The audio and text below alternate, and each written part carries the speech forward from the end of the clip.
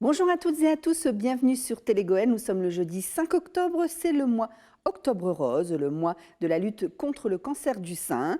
N'oubliez pas, mesdames, de vous faire dépister. 9 cas sur 10 peuvent être détectés et guéris s'ils sont détectés à temps. Aujourd'hui, pour cette nouvelle édition, on parlera sécurité, inauguration de la Fac des Sports de Liévin, la programmation du Colisée à Lens, l'expo Tic Tac Temps à Liévin, les expositions de la gare de Méricourt, la prévention du cancer du sein, la semaine culturelle de Arnes, le devenir de l'hôpital de Lens et un bel anniversaire à Avion. Je retrouve tout de suite Nathalie sur le plateau de Télégoël.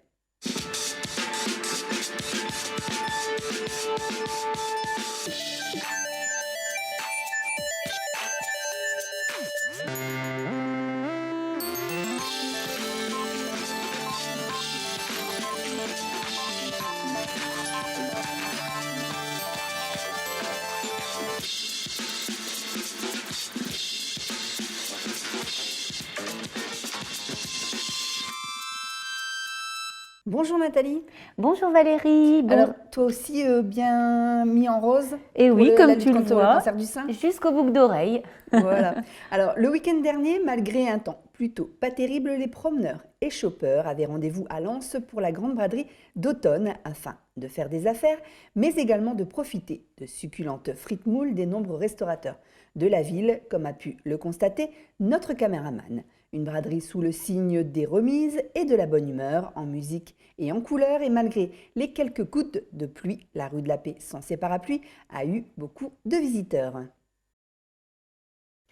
Vous avez entre 50 et 74 ans, mesdames, il est temps de faire le dépistage du cancer du sein. En effet, détecté tôt, le cancer peut être soigné. Durant le mois d'octobre, les caisses primaires d'assurance maladie, les mutuelles, les centres de santé et les associations se mobilisent pour mobiliser un maximum de femmes à se faire dépister, comme l'ont fait Marinette Bonaventure et Nadège la Géante à la CPAM de Lens lundi dernier. Le cancer du sein détecté à un stade précoce, c'est 90% de guérison. C'est pourquoi chaque année, l'opération Octobre Rose nous fait une petite piqûre de rappel pour aller se faire dépister grâce à de nombreuses opérations sur le territoire. Cette année, l'accent est mis sur l'autopalpation, geste pas toujours évident à réaliser. Ça peut être quelque chose qui s'installe déjà. Donc il faut être aussi... la pudeur, le tabou, la peur du résultat, ce sont principalement les freins que l'on entend chez les dames qui ne veulent pas passer de mammographie. Inciter les femmes à se faire dépister entre 50 et 74 ans tous les 2 ans gratuitement permet à de nombreuses femmes d'être sauvées. Tout est pris en charge par notamment l'association Opaline 62 qui vous envoie automatiquement une invitation et après vous n'avez plus qu'à suivre les recommandations pour passer vos examens dans de bonnes conditions. L'avantage de passer par Opaline 62, c'est qu'il y a 2 clichés par sein, un de face et un d'oblique pour chaque sein, par rapport au dépistage individuel où il n'y a qu'un cliché par sein.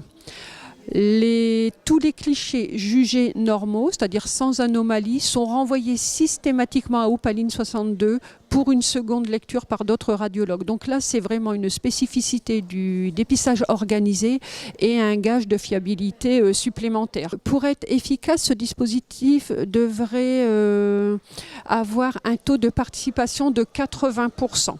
Or, nous ne sommes qu'à 50 ou 52% dans le Pas-de-Calais, ce qui est encore, c'est pas assez élevé pour dire d'être efficace. Donc, d'où l'intérêt de nos campagnes de sensibilisation. Ce qu'on veut, c'est vraiment inciter les femmes à participer pour lutter efficacement contre cette maladie, quoi. Dans 9 cas sur 10, un cancer dépisté tôt peut être guéri. Et pour sensibiliser encore plus de femmes, l'assurance maladie, la Mutualité française du Nord-Pas-de-Calais et les associations de lutte contre le cancer du sein se mobilisent cette année avec une porte-parole plutôt imposante qui s'appelle Nadège.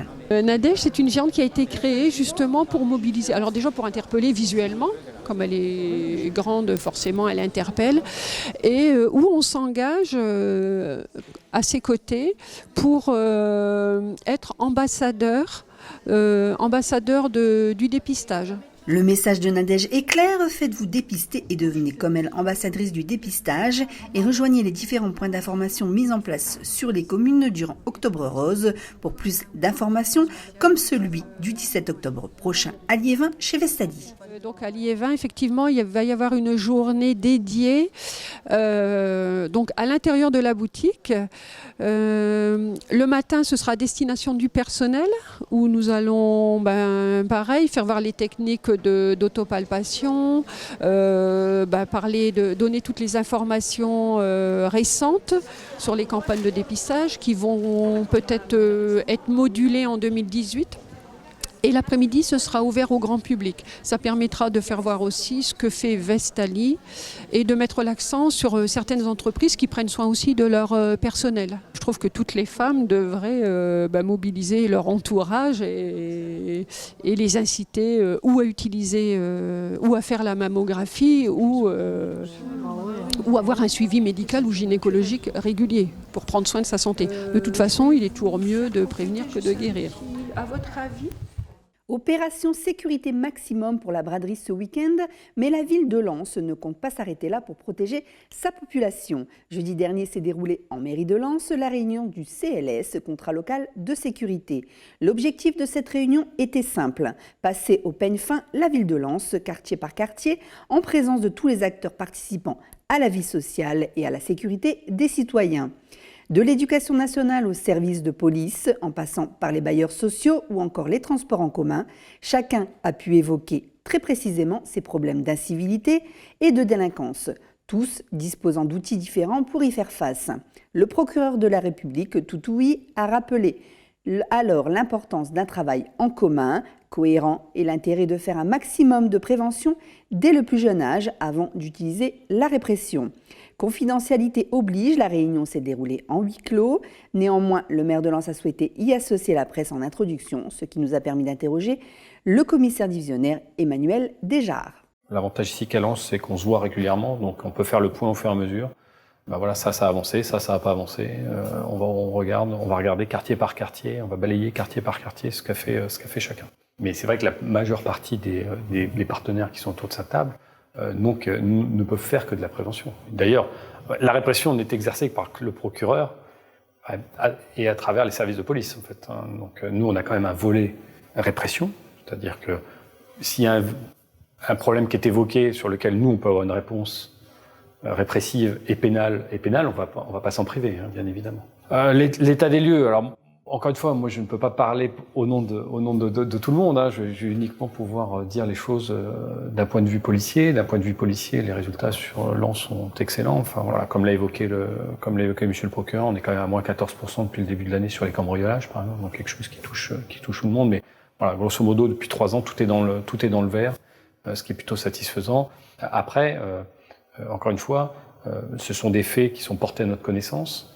Donc, par exemple, tout ce qui est incivilité, où il n'y a pas matière à déposer plainte, c'est des choses que moi, je ne vais pas mesurer. Pour autant, les gens vont parfois se dire, ok, il est bien gentil le commissaire, il dit que ça baisse, mais par contre, moi, j'ai toujours mes problèmes en bas de mon immeuble, j'ai toujours les problèmes dans mon quartier, parce que souvent, ça répond à une autre problématique qui doit être traitée par des services sociaux, par des assistantes sociales, par le bailleur social. Voilà, après, chacun intervient dans sa thématique. Et puis, des problèmes, il y en a toujours. Il y a toujours des nouveaux problèmes. Donc, il y en a qui vont certainement poindre cet après-midi et auxquels il faudra faire face dans les mois à venir. Donc, je vous rassure, la police n'est pas au chômage et je crois qu'elle ne le sera pas dans les mois à venir. Créativité, innovation, culture, événementiel, la destination autour du Louvre-Lens commence à prendre de l'ampleur à l'international. Les acteurs principaux de cette transformation étaient une nouvelle fois réunis ce mardi à la scène du Louvre-Lens pour continuer à faire émerger les idées de tout à chacun pour faire de notre territoire une terre d'accueil et de tourisme incontournable. Un des sujets abordés, créer des événements en commun très attractifs à l'image de villes comme Lyon ou encore Douai ou Dunkerque, qui attirent chaque année de plus en plus de populations avec la fête des Lumières, les Géants ou le Carnaval. Sous forme de 4 tables rondes, les différentes personnes présentes, notamment le vice-président du département, la directrice du Louvre-Lens, le président de la communauté d'agglomération de Lens-les-Vins, les représentants de la région et de Pas-de-Calais Tourisme ont pu échanger toute la journée sous forme de quiz interactif via une tablette ou une application téléphone avec les partenaires de la région, l'office de tourisme, les entrepreneurs, les communicants, les associations, afin de définir ensemble les enjeux de ce grand projet de territoire. On écoute Sophie Waro, la présidente de Pas-de-Calais Tourisme et de l'ADRT. Alors, Land Aspiration, c'est vraiment définir ensemble, par la succession d'intervenants qui peuvent nous donner des idées aussi de ce qui se passe ailleurs, sur une stratégie commune, une stratégie événementielle commune. Et le but, c'est vraiment d'acter, on l'espère, à la fin de cette journée, vraiment d'avoir des pistes de stratégie événementielle tous ensemble. Alors, ce sont des gens du territoire, des gens qui font partie du contrat de destination, les offices de tourisme, des élus, tous nos partenaires qui sont dans le cadre de Hall et de la destination Hall, qui veulent faire de cette destination une destination à l'international. Non, moi j'espère que cette journée sera participative, parce que le but aussi c'est de amener et susciter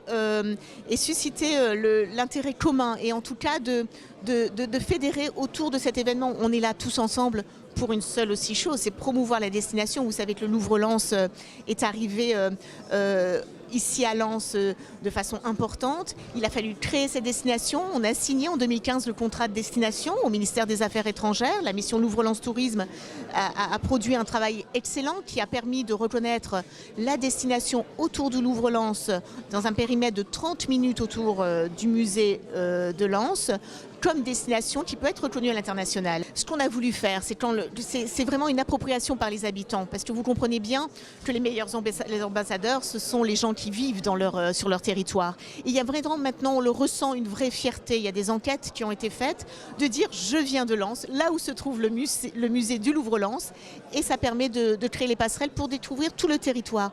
Donc ce qui est important, c'est vraiment le changement de discours. On a une vraie fierté d'appartenir à ce territoire, à ce département qui est marqué par l'histoire. On voit les terris, les marqueurs de l'histoire sont visibles. Donc il faut vraiment faire ça intelligemment, en partenariat avec la population, les habitants, et ça doit être vraiment une démarche collective. Il n'y a pas des choses en marge, c'est vraiment tous ensemble où on crée une démarche identitaire. On accompagne des porteurs de projets aussi. Il faut qu'on ait une vision commune et un développement commun, mais tout ça en cohérence avec le territoire. Elle est arrivée en mairie sous les applaudissements. Berthe Foulon a été reçue vendredi dernier par les élus avionnais pour célébrer ses 100 ans. Née pendant la Première Guerre mondiale en 1917, à Haïcourt, elle a lutté tout au long de sa vie pour une société plus juste et plus humaine, notamment envers les femmes qu'elle représente en tant que présidente de l'Union des femmes françaises, mais aussi auprès du Parti communiste. En 1939, elle épouse Victor, employé aux mines de Nez-les-Mines, qui fera partie de la résistance pendant l'occupation allemande. De cette union sont nés 3 enfants, 6 petits-enfants et 7 arrière-petits-enfants. Elle a pendant de nombreuses années pris part au conseil municipal de la ville. Télégoël s'est rendu en mairie d'Avion pour lui souhaiter son anniversaire. On l'écoute au micro d'Anthony Vermus et d'Olivia Verland. Président de l'Union des femmes françaises, j'étais sur le plan international, au comité national, quand il y avait des réunions, les amis venaient faire des réunions, et on réunissait les femmes par comité et faire des actions partout dans les comités, toujours pour avancer, pour le droit des femmes. On a été beaucoup à la base, l'Union des femmes françaises, pour les droits des femmes. Maintenant, c'est Femmes solidaires, maintenant, oui. Et j'ai participé à tout. Le droit des femmes, c'est quelque chose qui vous tient encore à cœur. Oui. Ça me tient encore à cœur. D'abord, hier, j'ai regardé un film où justement les jeunes filles qui étaient au lycée, c'était le début qui se défendait, le droit des femmes. Et je l'ai regardé parce que justement, j'ai toujours fait ça. J'ai toujours défendu les femmes, j'ai toujours dans tous les domaines, des délégations à Arras, au préfet, partout. Alors forcément, j'ai toujours fait ça toute ma vie. À la vie de la ville, on a apporté aux gens, puisque c'était pour défendre les gens en somme. Même au conseil municipal, il y a des questions à poser, il y a des délégations à faire, ainsi de suite. J'ai toujours participé et j'ai toujours été contente de participer au conseil municipal. Oui. Qu'est-ce que ça fait d'avoir 100 ans ? Je ne sais pas. Ça me fait tout drôle. Je dis pourquoi je suis venue jusqu'à 100 ans. Oh pardon, merci. Je me dis pourquoi je suis venue jusqu'à 100 ans. Je dis je sais pas. Parce que bon, j'ai eu des malaises, j'ai été souffrante comme tout le monde. Hein. J'ai milité, c'est-à-dire j'ai pas été dorlotée tout le temps. Et malgré tout, vous voyez, je rigole, je dis quand ils viennent, les amis qui viennent, je sais pas pourquoi je suis venue à 100 ans. Et je suis contente aujourd'hui. Hein. Je suis contente parce que je vois tout le monde, je vois l'amitié qu'on me porte. Et ça, c'est beaucoup dans la vie. Hein. Je vous remercie d'ailleurs. Hein. La faculté des sports et d'éducation physique de Liévin était mise à l'honneur mardi dernier.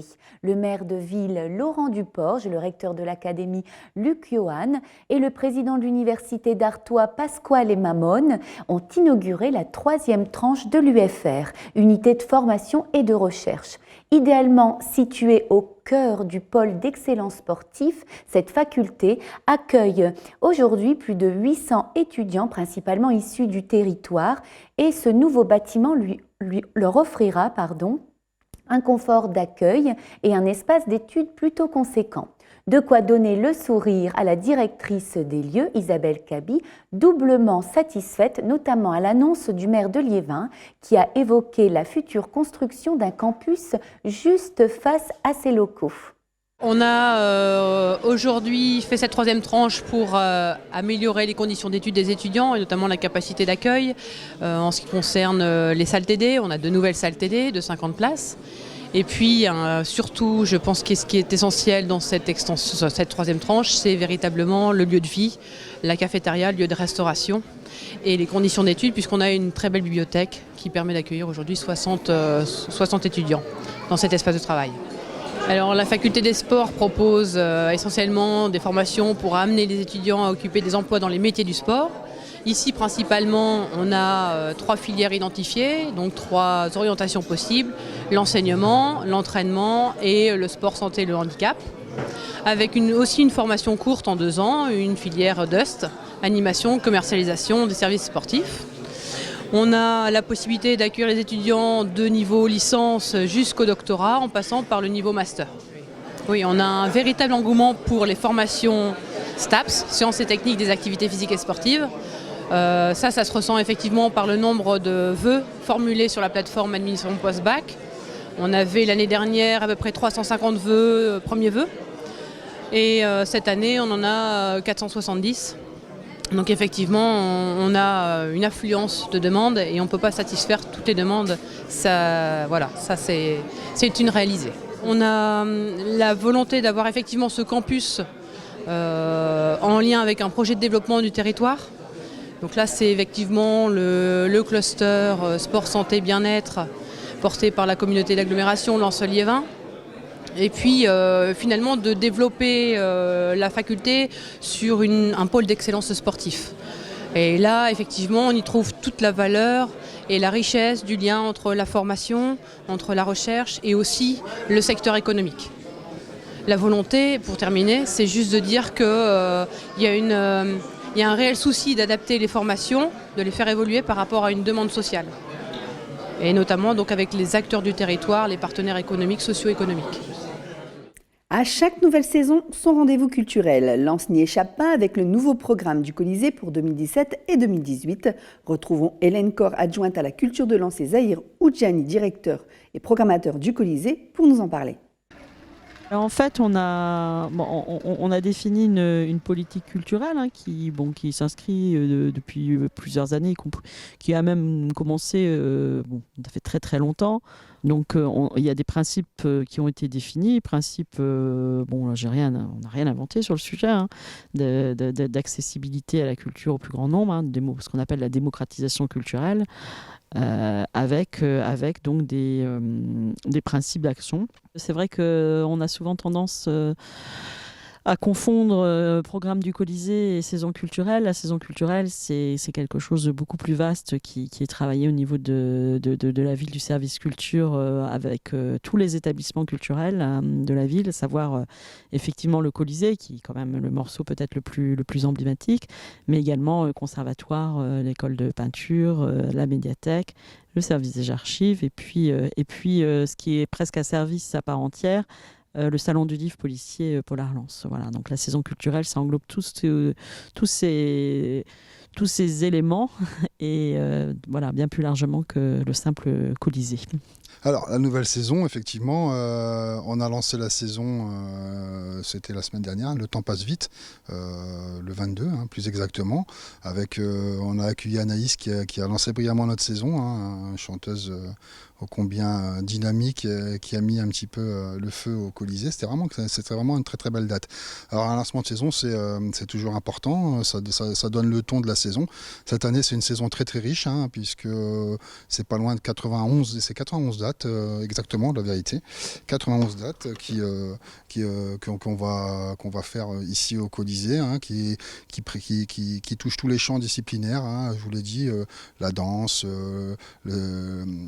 qui répond à plusieurs thématiques, que ce soit la danse, le théâtre de boulevard, le théâtre contemporain, le cirque, les spectacles jeunes publics, la musique du monde, le festival de la marionnette, un nouveau temps fort jazz qui est très important, et puis qu'est-ce que j'ai oublié d'autre,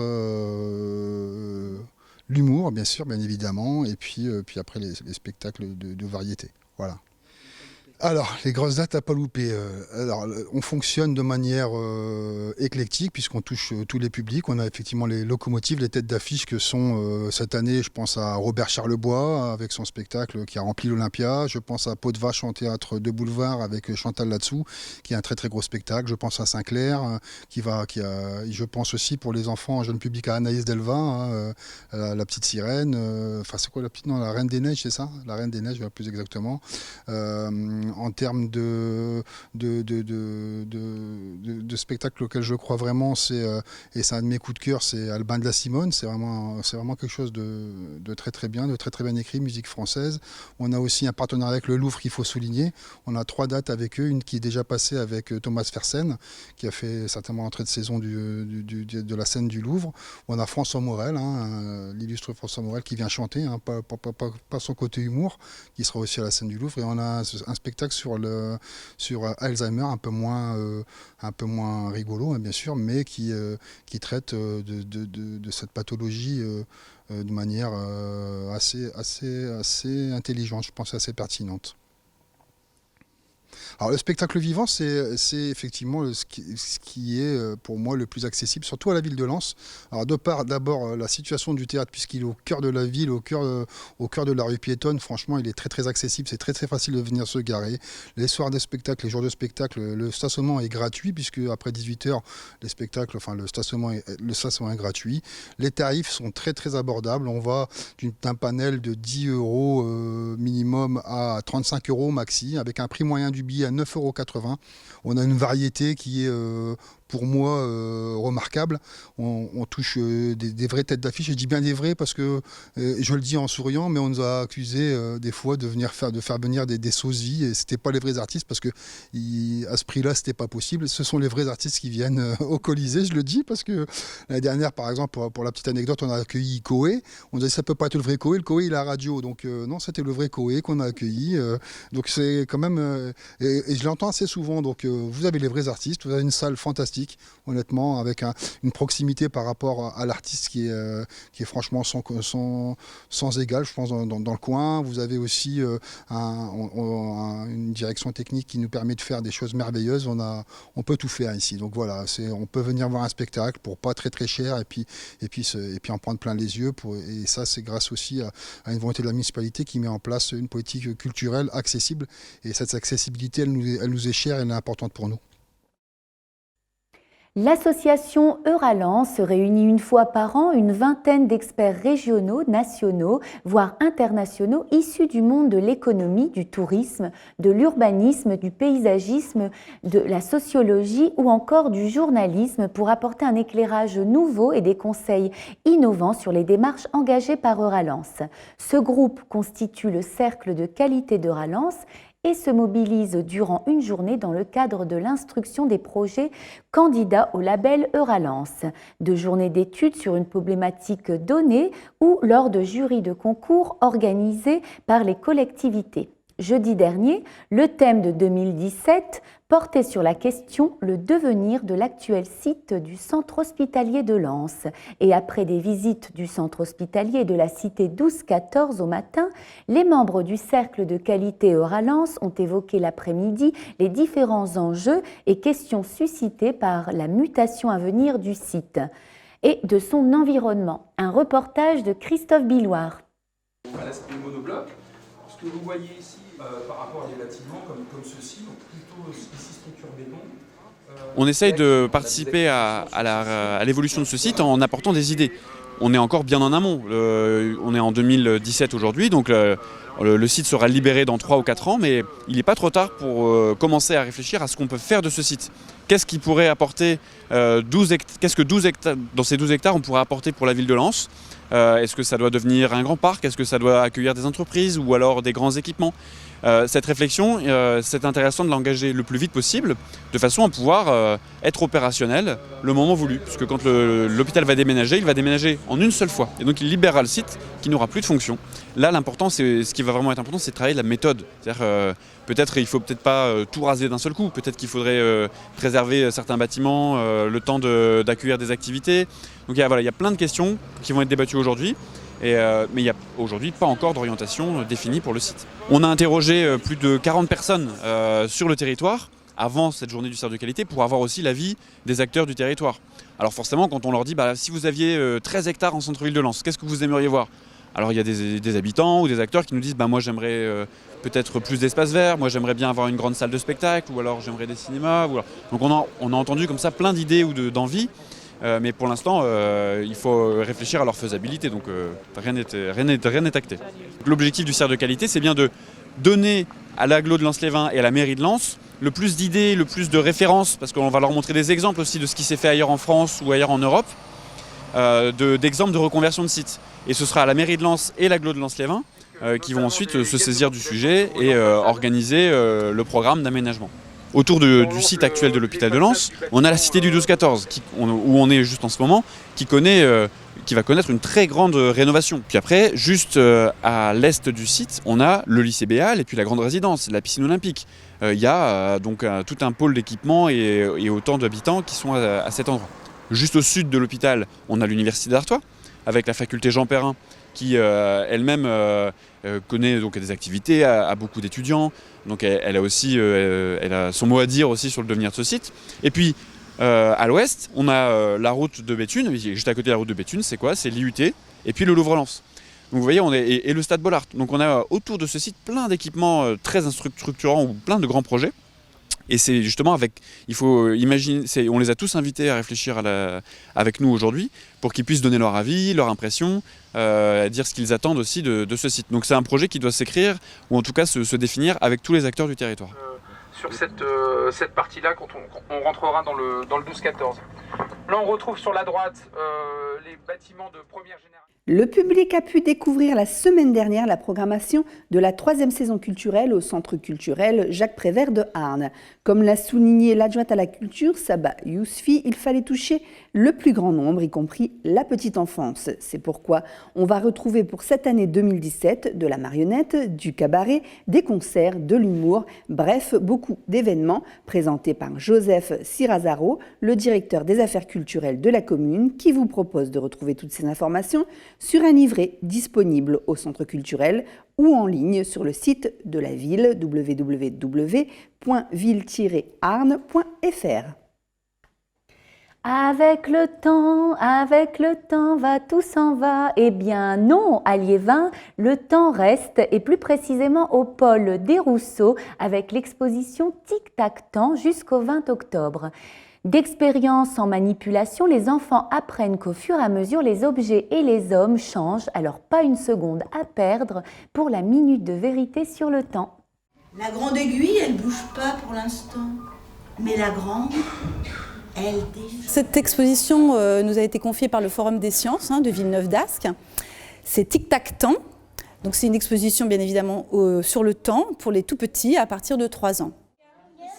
Il y a des petits ateliers qui vont faire travailler justement sur le temps qui passe, la rapidité et leur faire prendre un peu conscience de ce qui se passe au cours de leur journée. Donc on va avoir un module avec une horloge qui va leur décortiquer un peu tout ce qu'ils font dans une journée, du lever le matin au coucher le soir, en passant par l'école bien évidemment. Vous avez un module sur les saisons, un module sur les sons aussi, différents sons qui peuvent au niveau des horloges, des vieilles horloges, etc.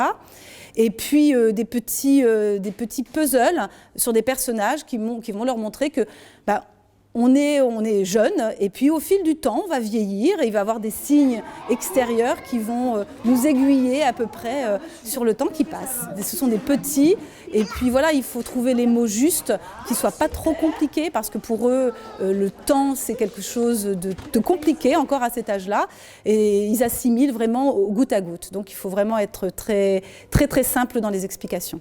Voilà, on les met bien droite. Alors on a contacté les maternelles de Liévin, les centres sociaux également, donc les RAMS, les relais d'assistantes maternelles sont trop petits encore.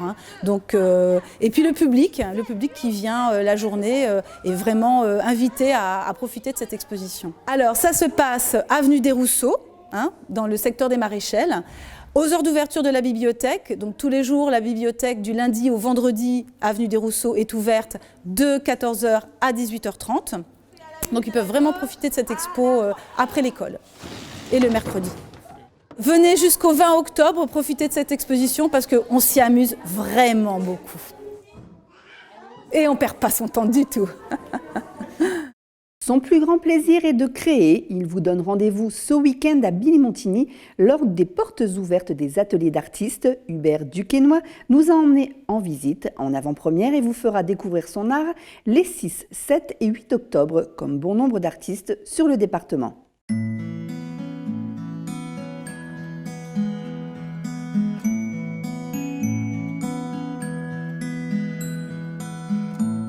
Quelques bombes, quelques pinceaux, des papillons, des ronds, des cœurs et de la couleur, Hubert Duquesnoy vous ouvre ses portes ce week-end pour vous faire découvrir son art. Les arts plastiques et moi, c'est une longue histoire, puisque j'ai fait les beaux-arts et les arts décoratifs. Et puis, le trajet du peintre, la vie d'atelier, a toujours été une interrogation. C'est-à-dire que c'est difficile de se faire peintre du dimanche, donc de ce fait-là, la peinture, elle est inclue dans des processus de travail et qui, pour ce qui me concerne, c'est une espèce d'intervention et de performance, d'action qui s'établissent en fonction des occasions. Artiste plasticien et professeur d'art plastique, Hubert Duquesnoy aime peindre dehors. Une manière de s'échapper et d'agrandir l'espace. Donc ici, on est dans mon espace de travail qui est effectivement qui est dehors et qui est déjà là intéressant en soi. Et ça me permet d'utiliser des matériaux très variés, des matériaux qui sont envahissants bien souvent. Mais qui ont aussi un lien avec la nature, aussi avec des choses telles que du bois, du fer, du plastique, etc. Donc toutes ces crevasses, je vais les peindre évidemment.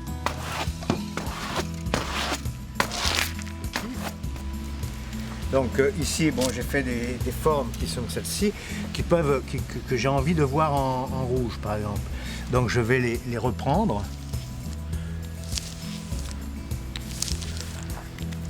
Alors ces formes, on va les retrouver sur le tableau. Vous voyez ici par exemple la partie qui a été dégagée, elle va se charger de couleurs. Donc tous ces traits-là ne vont pas forcément se voir, on va voir uniquement ce qui est laissé, ce qui est autorisé par le grattage. On est à la période d'ouverture des ateliers d'artistes, donc on a une certaine idée de ce que serait un atelier.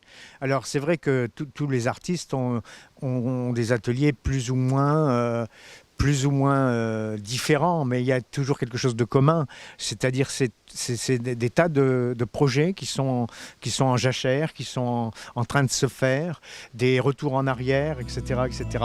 Donc ici, pour moi, les portes ouvertes d'ateliers d'artistes sont l'occasion de faire état de mon ressenti Un artiste hors du commun à découvrir chez lui à Billy-Montigny ce week-end, comme de nombreux autres artistes sur le territoire dont vous pouvez retrouver les coordonnées et les lieux de portes ouvertes sur poaa62.fr. Les gens peuvent griffonner et puis peuvent découvrir la technique que je leur propose.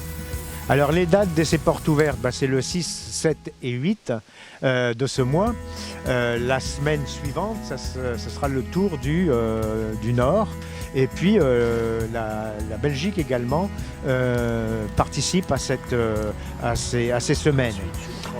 Venez à Billy-Montigny, bien que Billy-Montigny est en plein essor, puisque les travaux sont bien entamés, bien commencés, et on a la route nationale sur laquelle je me produis, qui est pleine d'animation et de chantiers, et ça mettra peut-être une note de couleur et d'optimisme à ces projets qui, je pense, sont ambitieux.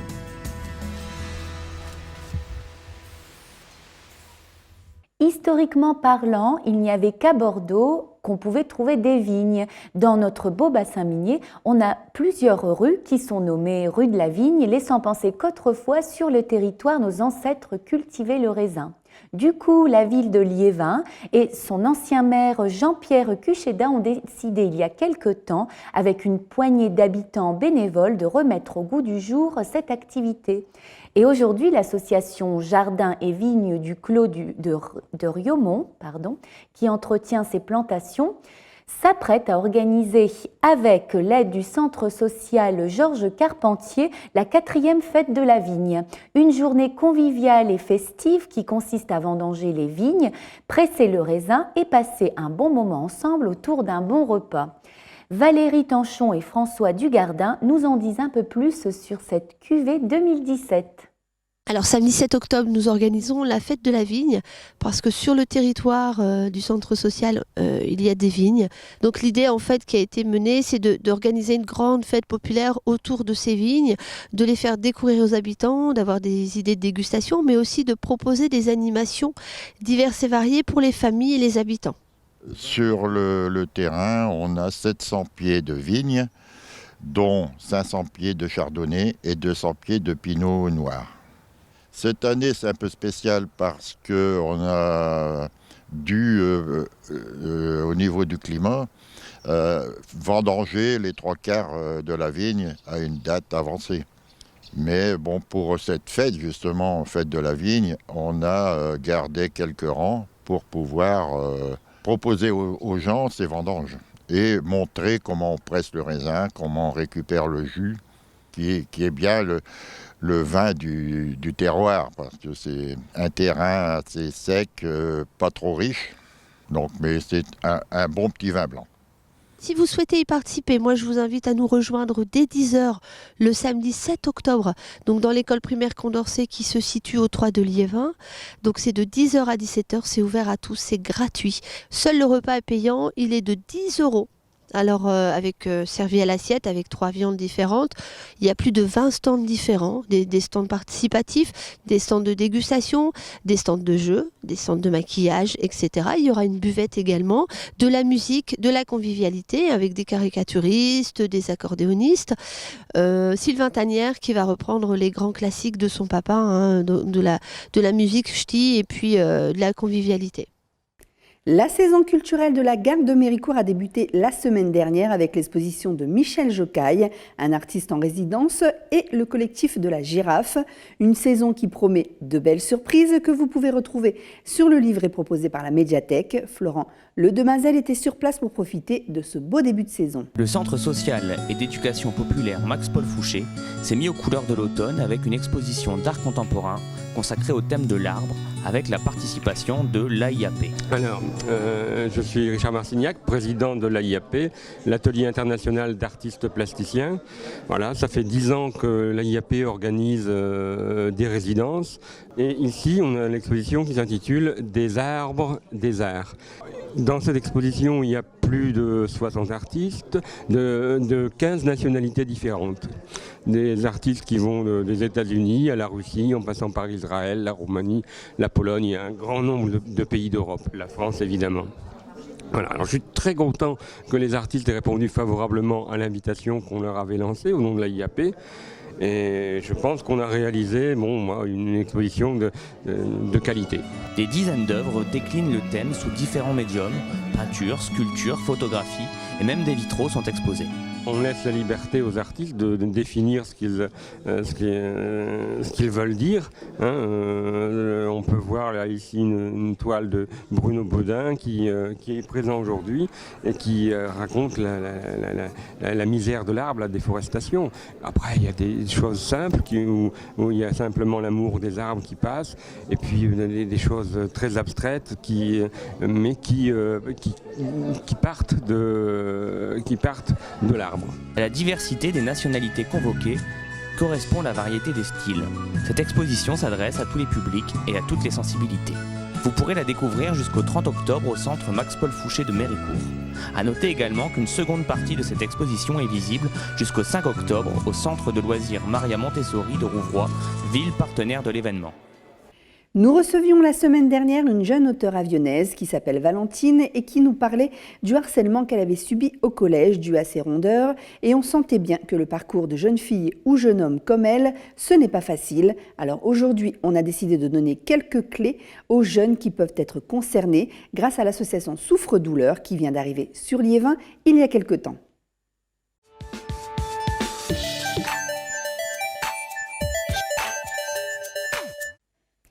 Myriam Baroum, bonjour, bienvenue sur le plateau de Télégoël. Bonjour.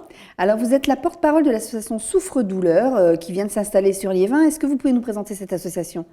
Alors l'association Souffre-Douleur a été créée en juillet dernier par des parents d'élèves qui ont pu connaître les souffrances de nombreux collégiens, de nombreux écoliers. Donc ils ont décidé d'ouvrir cette association-là pour pouvoir écouter les parents, pouvoir aider les parents, mais surtout les enfants. Donc de là, on prend des témoignages, on écoute les parents et on aide. L'objectif de l'association, c'est d'aider ces enfants harcelés à être armés pour pouvoir se défendre, pas par la violence bien sûr, mais pouvoir s'armer pour pouvoir répondre et pas être en position justement de victime. Voilà, de victime. Est-ce que vous avez déjà reçu des parents et des enfants depuis que vous êtes ouvert en juillet ? Oui, bien sûr. Donc on a tenu en août dernier des petites réunions justement pour pouvoir accueillir les parents. Donc vu qu'on n'avait pas pour le moment de local, on a tenu ces réunions-là au Flunch de Liévin. Donc on a eu de nombreux parents qui sont venus nous voir pour nous apporter des témoignages, des témoignages anonymes. Donc même pour ceux et celles qui nous écoutent ou qui nous regardent, si vous voulez faire part de votre témoignage, il ne faut pas hésiter à venir contacter l'association. Et nous, de là, on va essayer d'aider l'enfant à pouvoir essayer de ne pas être en cette position de victime. Donc quel type de victime vous avez déjà rencontré là, depuis le début de l'association ? Donc on a eu vraiment un peu de tout. Donc on a eu malheureusement une jeune fille collégienne qui a été victime d'abus sexuels. Donc de là, c'est vraiment quelque chose d'assez grave. Donc on a aidé justement la maman qui était un peu perdue sur les démarches à effectuer. Oui, parce que du coup, vous les dirigez vers des aides sociales ou la justice, par exemple ? Par exemple, mais il y a aussi, faut le savoir, les établissements ne mettent pas forcément en visuel le numéro, parce qu'il y a un numéro qui existe au niveau de l'académie, c'est le 3020. Donc anonymement, le parent ou l'enfant peut appeler l'académie pour pouvoir justement faire part de son témoignage, et l'académie justement peut les aider de manière un peu plus, administrative justement pour pouvoir essayer de faire en sorte que l'enfant puisse s'en sortir. Pour l'instant, vous êtes une jeune association, mais est-ce que c'est facile de prendre des contacts avec l'inspection de l'académie justement quand il se passe des choses comme ça, ou avec le corps enseignant ? Est-ce que c'est pas compliqué ? Ça dépend des établissements. Donc il y a des établissements qui sont un peu plus ouverts, qui veulent essayer justement de faire changer les choses. Donc d'autres établissements, c'est un peu plus compliqué. Donc de là, on essaie justement, vu qu'on vient tout juste d'ouvrir, on essaie de prendre contact tout doucement justement avec les établissements. Donc ça vient tout doucement, mais on va voir justement avec l'évolution de l'association, peut-être justement avec un peu plus de notoriété, on va peut-être justement réussir à un peu plus s'insérer au niveau des établissements. Est-ce que vous avez des professionnels qui vous accompagnent Professionnels de la petite enfance, des professionnels... On a des animateurs, on a des éducateurs spécialisés. Donc on essaye de varier un petit peu les bénévoles, histoire de pouvoir justement accompagner au mieux les familles et surtout les enfants. Donc comment on fait pour vous contacter? Et est-ce que vous avez besoin de personnes qui puissent aider les victimes? Alors si vous voulez nous contacter, donc que ça soit en tant que victime pour pouvoir nous faire part de votre témoignage ou justement simplement discuter ou faire partie de l'association. Donc je sais que pour les enfants c'est un peu plus simple d'aller sur Facebook, donc d'écrire sur les réseaux sociaux. Donc il suffit juste de taper les souffres-douleurs de l'école, donc sur Facebook. Donc de là vous pouvez envoyer un message privé si c'est plus facile pour vous. On a aussi une adresse mail, donc c'est tout en minuscule association.lessouffres-douleurs, souffres sans S, -du-6, douleur avec un S, @laposte.net, où vous pouvez contacter également le président de l'association par son numéro de téléphone, donc au 07 69 10 40 48. J'ai oublié de le signaler, on a, au niveau des bénévoles, donc on a 32 personnes qui ont adhéré à l'association. Donc certains par simplement le soutien, d'autres qui s'impliquent en venant aux réunions, justement en venant au niveau des interviews, etc. Mais on a aussi 7 enfants au niveau du secteur collégien qui interviennent, qu'est-ce qu'on appelle en tant qu'ambassadeurs. Donc c'est-à-dire en tant qu'ambassadeurs, on a les ambassadeurs qui nous font part de leurs témoignages et c'est tout. Et d'autres qui justement visualisent ce qui se passe dans l'école et ensuite nous en font part. Donc si par exemple ils voient un enfant malheureusement qui se fait harceler, donc il vient nous en parler et nous on peut essayer. Ça peut être quoi le harcèlement? Ça peut être des coups, des mots? C'est vraiment de tout. Donc on a le harcèlement justement par la violence, donc par les coups. On a un peu plus dur, donc le harcèlement psychologique. Donc de là c'est vraiment mettre à plat l'enfant.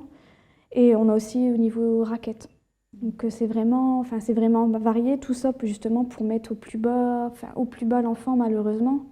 Et faut le savoir. Le but de l'association, c'est de faire de la prévention, je suppose. De la prévention, donc histoire d'enseigner le mieux vivre à l'école, mais c'est également aussi de armer donc les enfants harcelés, donc justement à se défendre, donc pas dans la violence comme je l'ai dit précédemment, mais plus pour pouvoir se défendre et pas avoir cette position justement de victime.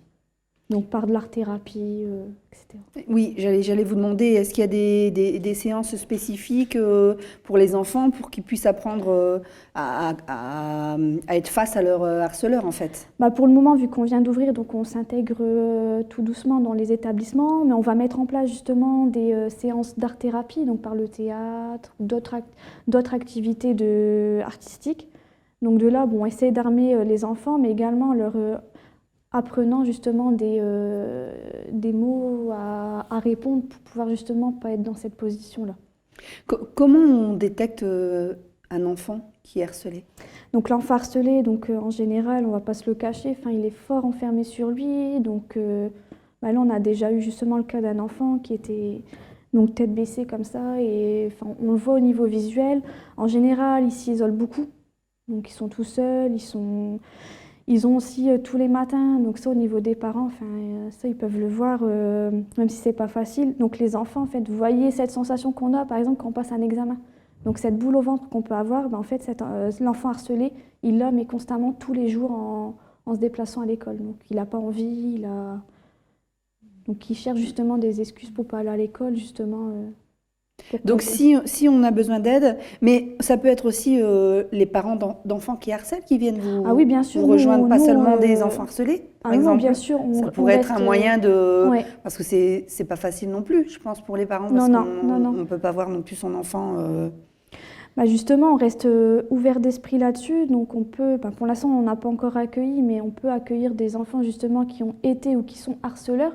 Donc ça permet aussi d'être le moyen d'essayer de leur faire changer de regard. Puis il faut le savoir aussi qu'une partie des enfants harceleurs ont été malheureusement victimes de harcèlement. Donc ils n'ont peut-être pas eu les moyens nécessaires pour se défendre.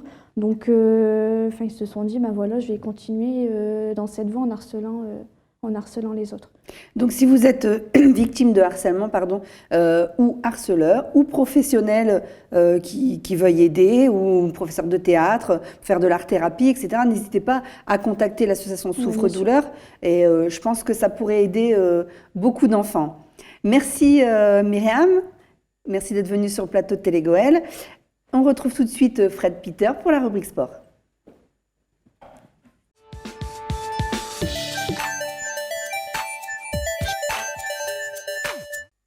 Bonjour Fred, comment vas-tu? Bonjour Valérie, bonjour Nathalie. Eh bien, je suis un peu déçu aujourd'hui parce que vous avez des tablettes et moi j'ai encore mes fiches. Ah ben oui, mais voilà. Et en plus, tu n'es pas venu en rose. Tu n'es pas venu soutenir la lutte contre le cancer du sein. J'espère que tu soutiens quand même. Bien sûr, évidemment. Voilà, et que tu as le même message que nous, qu'il faut aller se faire dépister. Évidemment.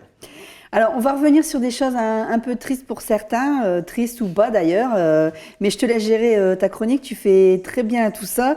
On commence ce JT par le départ de Gervais Martel à la tête du Racing Club de Lens. Oui, Valérie, samedi dernier, au lendemain de la seconde victoire à domicile face au GFC Ajaccio, 2-0, le RC Lens a annoncé via un communiqué un remaniement au sein de l'organigramme du club.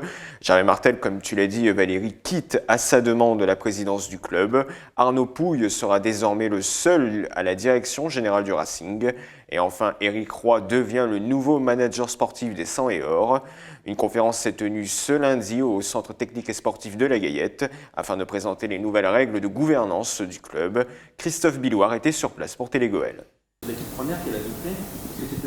Conférence de presse attendue ce lundi au Centre technique et sportif de la Gaillette après les décisions annoncées du Racing Club de Lens du week-end dernier. La première, et à sa demande, c'est Gervais Martel qui quitte son poste de président-directeur général après 30 années de présence. Effectivement, moi j'ai souhaité, il y a quelques jours, 2 semaines exactement, avec l'actionnaire principal, prendre du recul, pas prendre du recul par rapport au club, parce que ma passion elle est intacte, mais ça fait quand même 30 ans que je suis, je dirais, devant, et ça me semble important aujourd'hui que des gens plus jeunes que moi, et c'est pas rien, parce que c'est 20 ans de différence, je suis obligé de dire ton âge, puisqu'ils connaissent le mien, hein, t'as 43, j'en ai 63, et ben c'est bien aussi que ça puisse être une nouvelle équipe qui puisse aller au front tous les jours dans la gestion d'un club de football qui n'est pas une chose facile, vous le savez toutes et tous, et donc ça me convient bien. Gervais Martel lâche la barre mais ne quitte pas le navire pour autant, il conservera son bureau au sein de la Gaillette et sera à la présidence du conseil d'administration. Il souhaite aussi apporter toute son expérience et l'amour du club au sein de la nouvelle équipe, une équipe dans laquelle arrive Éric Roy, nommé nouveau manager sportif, en lieu et place de Jocelyn Blanchard, parti une semaine auparavant. Consultant TV, mais aussi fort d'une expérience d'entraîneur et de manager au club de l'OGC Nice, le nouvel homme des 100 et Or se veut fédérateur et surtout ravi de rejoindre le RC Lens. Je suis vraiment très heureux de rejoindre le Racing Club de Lens. Moi d'abord au départ je suis un passionné de football et je crois que quand on aime le football, on aime forcément le Racing Club de Lens. Donc c'est aujourd'hui pour cela que je suis ici. C'est aussi par rapport à ma rencontre avec l'actionnaire principal qui m'a présenté un projet sportif, j'allais dire très ambitieux, mais surtout un projet sportif sur le long terme, quelqu'un qui a envie de s'engager pour le club, et c'est ce projet sportif qui m'a décidé à rejoindre les 100 et Or. Et il est évident que l'essentiel maintenant pour l'équipe et pour le sportif, c'est de se projeter sur le prochain match. La réalité du sportif aujourd'hui, c'est ça. Moi, je viens avec beaucoup d'humilité ici, mais pas pour vendre une soupe que les gens en ont marre de manger, mais pour dire qu'on va travailler et qu'on va essayer de sortir de cette situation délicate. Enfin, concernant cette modification de gouvernance du club, Arnaud Pouille, le directeur général, a rappelé qu'elle fait suite à la décision de Gervais Martel de ne plus occuper de fonctions au sein de cette gouvernance. La gouvernance du club est donc modifiée et simplifiée. On passe d'une gouvernance de président-directeur général avec un directeur général délégué, ce qui existait, donc Gervais était PDG et j'étais le directeur général délégué, à une version simplifiée avec un président et un DG.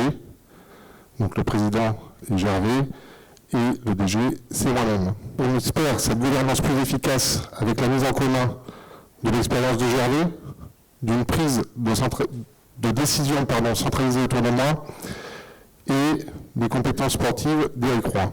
La réserve de Lens se redresse contre Beauvais. Malgré un triste début de match avec un but contre son camp de Mohamed Fofana, digne de vidéogag, les jeunes de Franck Hayes ont réagi en s'imposant 3-1 grâce à des réalisations de Modibo Sagnan, de Nsana Simon et de Bilal Bari. Au classement, Lens sort enfin de la zone rouge, mais l'équipe va devoir encore travailler.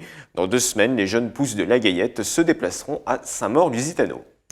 Par contre, ce n'est pas passé loin pour le handvolleyball. Et non, les hommes de Loïc Bouanda recevaient Mende pour leur premier match de la saison à domicile. Après avoir perdu le premier set, les Arnésiens ont remporté les 2 manches suivantes avant de perdre la 4e.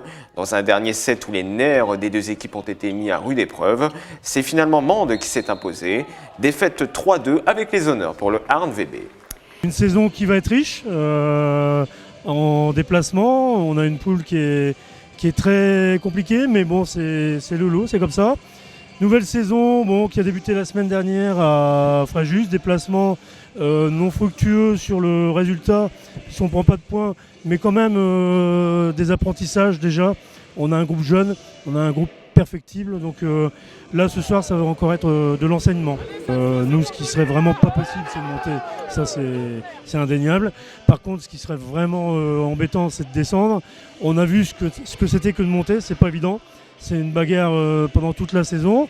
J'aimerais bien avoir un peu de quiétude et me dire, bon voilà, le maintien pas trop difficile. Et c'est là où je disais que la poule est riche en déplacement et en niveau. On a vraiment un groupe compliqué et relevé. Donc c'est une équipe qui aspire à monter en Pro B. L'année dernière, c'était quasiment... ils avaient un groupe constitué pour le faire. Bon, il y a eu des problèmes administratifs, des problèmes également d'ordre financier, mais ils ont des jeunes structures pour jouer les premiers rôles avec Fréjus et Martigues. Les mecs, ils bossent et ils bossent, ils en redemandent. Donc un peu d'insouciance, ça fait pas de mal. Après, ça peut, la même qualité, ça peut nous faire défaut. Être jeune, c'est bien, mais au mauvais moment, ça peut être aussi un désavantage. Mais franchement, on a des qualités à la passe. Franchement, le Marc qui est arrivé, il est vraiment, pour un jeune, on voit qu'il est déjà expérimenté, entre guillemets.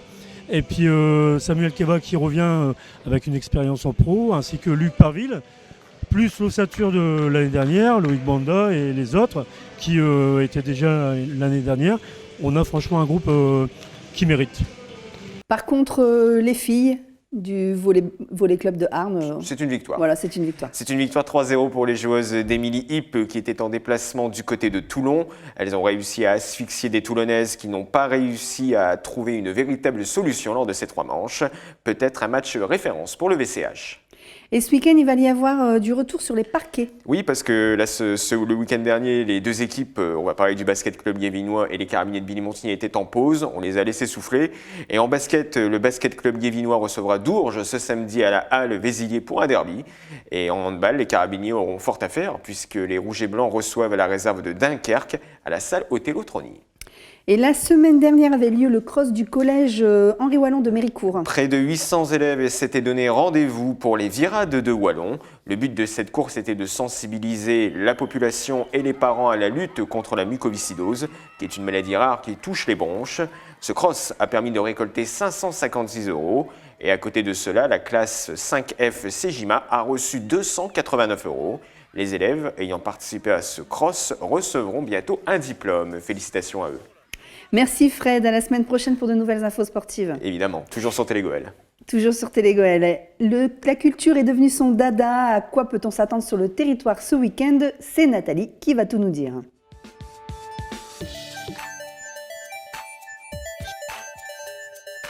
Alors Nathalie, 2 propositions musicales à la scène du Louvre ce week-end. Oui, tout d'abord, le samedi 7 octobre à 17 h, le célèbre opéra de Giuseppe Verdi, Haydée, fera l'objet d'une diffusion en projection filmée. Ensuite, dans le cadre de l'exposition musique, vous pourrez assister le mercredi 11 octobre à 10 h au spectacle jeune public tout neuf par la compagnie Minute. Il n'y en a pas que pour les grands au Louvre et ce spectacle est une jolie façon de découvrir le monde en musique. On reste avec le jeune public, Nathalie, et on retrouve un rendez-vous spécial, et cette fois-ci un peu partout sur le territoire. Oui, un rendez-vous incontournable d'ailleurs qui se déroule actuellement et durera de nombreuses semaines exclusivement dédié aux tout-petits. Vous l'aurez compris, c'est le festival Ciolupio de Droite Cité, une action en partenariat avec les communes qui prend de l'ampleur chaque année. Humour et autobiographie seront au rendez-vous à l'Arc-en-Ciel de Liévin ce vendredi. Alors, avec ce spectacle fils unique d'une famille nombreuse, par le Théâtre de l'Aventure et avec Willy Claessens, vous allez une fois de plus passer une bonne soirée dans le rire et la bonne humeur le vendredi 6 octobre à partir de 20h. On retrouve une grosse vedette au Colisée de Lens, Nathalie. Oui, une tête d'affiche monte sur les planches du théâtre du Colisée de Lens ce vendredi 6 octobre à 20h. C'est Anne Roumanoff et son spectacle « Aimons-nous les uns les autres et plus encore » pour une soirée drôle et mordante, bien sûr. Je te laisse terminer avec de la lecture, Nathalie. On conclut en douceur avec une jolie lecture autour des livres Teki par la compagnie Sirène le mercredi 11 octobre à 15h30 à la Maison de l'Art et de la Communication de Salomine. Merci Nathalie, week-end une nouvelle fois chargé avec en plus, n'oubliez pas la fête de la vigne à Liévin, les ateliers d'artistes à Billy-Montigny également, Georges Rousse toujours à la Banque de France. Merci de votre fidélité, on se retrouve la semaine prochaine pour une nouvelle édition. La suite ça se passe sur le net, Facebook, Twitter, Instagram et YouTube. Pensez, je vous le dis toujours mais c'est important de vous abonner à la chaîne et à très bientôt sur Télégoël.